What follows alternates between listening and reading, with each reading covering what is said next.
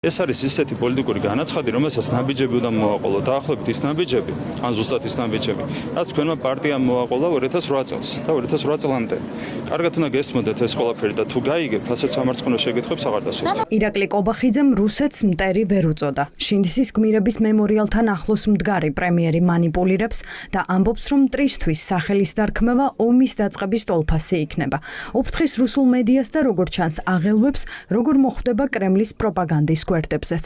გინდათ მიიღოთ ჰედლაინი, მაგალითად იგივე თუნდაც რუსულ მედიაში, იმასთან დაკავშირებით, რომ მე ვაცხადებ, რომ რუსეთის ფედერაცია არის მტერი, ხო? ეს არის კონკრეტული პოლიტიკური განაცხადი, რომელსაც მე ნაბიჯებიც უნდა მოვაყოლო. თქვენ რო გესმოდეთ, ეს არის ისეთი პოლიტიკური განაცხადი, რომელსაც კონკრეტული ნაბიჯებიც უნდა მოვაყოლო. კობახიძე რუსული მედიის გვერდებზე უარყოფით კონტექსტში არც მოხვდება. პირიქით მის განცხადებებს სიხარულით იყენებს ოკუპანტი თავის სამართლებლად და საოკუპაციო რეჟიმი აღიარების მოსაპოვებლად. ომის დაწყებაში საკუთარი ქვეყნის ხელისუფლების დადანაშაულებამ მხოლოდ მტერი გაახარა. არგუმენტი თუ ვინმე რამეს მიცა, ეს იყო ის, როდესაც თქვენმა პარტიამ ხელი მოაწერა ევროსაბჭოს რეზოლუცია, სადაც აღიარა ის რომ კონფლიქტი მათ გადაზარდეს ომში. ჩვენი მიზანი რუსეთის ფედერაციასთან მიმართებით არის კონფლიქტის მშვიდობიანი დარეგულირება. ეს არის ჩვენი პოლიტიკური განაცხადი და ჩვენ იმედი გვაქვს, რომ პოლიტიკური ცვლილებების კვალად ეს ყველაფერი გახდება შესაძლებელი. ქართული მხარის დადანაშაულება შეიძლება თუ არა აქ ზიანის მომტანი იყოს ამ აღიარების ქართულ მხარეს არავინ არ დანაშაულებს. ჩვენ ვადანაშაულებთ თქვენს პარტიას. მხოლოდ და მხოლოდ თქვენს პარტიას იმ ავანტიურაში, რაც ჩაიდინეს გარეთ დაკვეთით. ივანიშვილის პარტია რუსეთს პასუხისმგებლობას უმსუბუქებს და თან წუხს, რატომ აპროტესტებს ამას ქართველი ხალხი.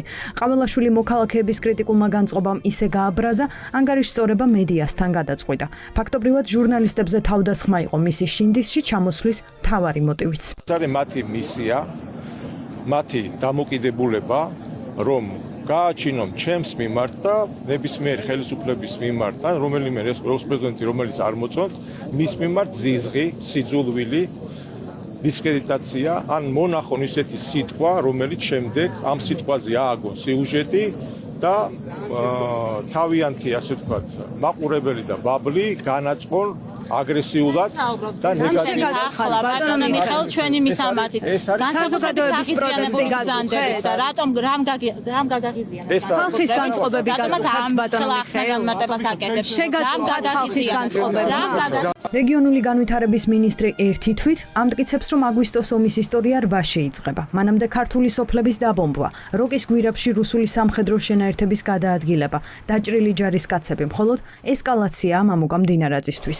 ომის დაწყებას კი ხელი სააკაშვილის ბრძანებამ შეუწყო. საკუთარ ტერიტორიაზე განახორციელა დაბომბვები და ეს აჩვენა მთელ სოფლიოს.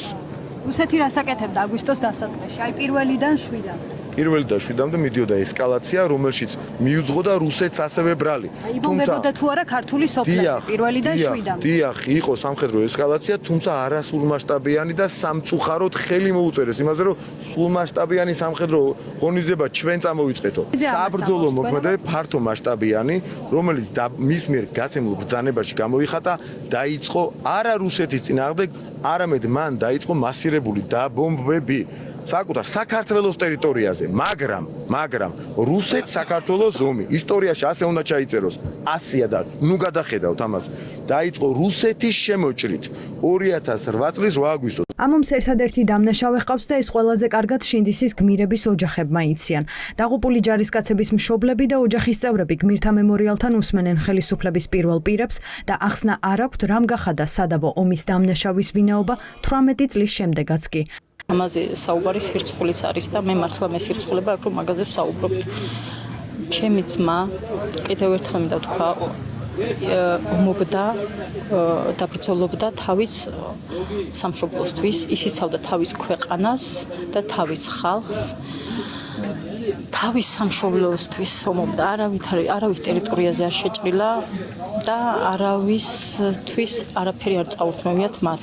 ისინი იყვნენ თავისი სამშობლოს დამცველები.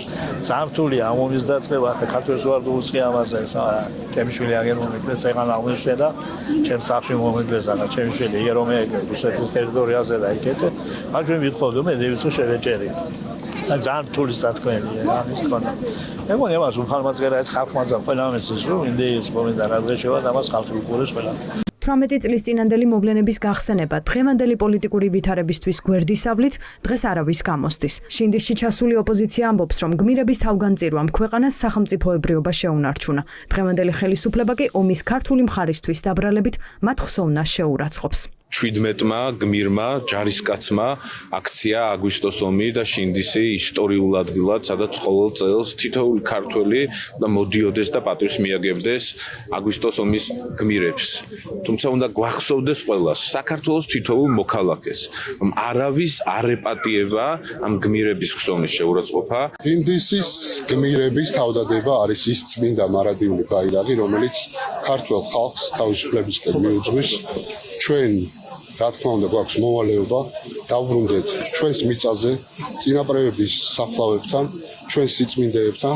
ეს არის მოვალეობა გმირებისთვის, ეს არის მოვალეობა ჩვენი ქვეყნისთვის. ვინ არის აგრესორი, ვინ არის ოკუპანტი, რით დაიწყო, როგორ განვითარდა, როგორ გაგრძელდა, ამ კითხვების წამოწევა და ამ კითხვებზე ძალიან ბუნდოვანი პასუხების ძებნა, რასაც ჩვენ ვისმენთ დღესდღეობით. რბილად რო თქვა, არის ძალიან სახიფათო და მავნე ექსპერიმენტი. სოფელ შინდისის ამეზოში დღეს თავს იყრიდნენ ომის ვეტერანები. ისინი, ვინც ომის ტრაგედია და რუსეთის ბოროტება საკუთარ თავზე გამოსცადა. მედიასთან ამბობენ, რომ 18 წლის წინანდელი მოვლენების სწორი გააზრება დღეს ქვეყნის უსაფრთხოებასთან პირდაპირ კავშირშია და რომ ხელისუფლებამ ეროვნული მნიშვნელობის საკითხი პარტიული ინტერესისთვის არ უნდა გამოიყენოს. პოლიტიკური მიზნებისთვის გამოყენება ქართული მებრძოლების გმირობის მიგვაჩნია არასწორად. ვიბრძოლეთ, რათა ერთხელ და სამუდამოდ დასრულდეს საუბარი იმაზე, რომ თუ ვინ დაიწყო ომი. ომი დაიწყო რუსეთმა. რუსეთი არის ოკუპანტი. ჩვენ არცად არ შევჭრილვართ და ომი არ დაგვიწყე. ეს პროვოკაციები მზადდებოდა ძალიან დიდი ხნის კიდე. დაძაბულობა იგრძნობოდა, რომ აი ხვალ თუ არა დღეს ესენი პროვოკაციებს აუცილებლად გააძლიერებდნენ და ნამდვილად შემოვიდოდნენ რა მაგრად მოიქცა ქართველი ჯარისკაცი. აი ამაზე უნდა ვისაუბროთ. 2008 წლის 11 აგვისტოს სოფელ შინდისში ქართველი ჯარისკაცები მტერთან უთანასწორო ბრძოლაში აღმოჩნდნენ. შეტაკება დაახლოებით 2 საათს გაგრძელდა. ქართველმა ჯარისკაცებმა რუსების ტყვეობას სიკვდილი ამჯობინეს. ამ დღეს ამ ბრძოლაში ქვედანაყოფის 17 ქართველი ჯარისკაცი დაიღუპა.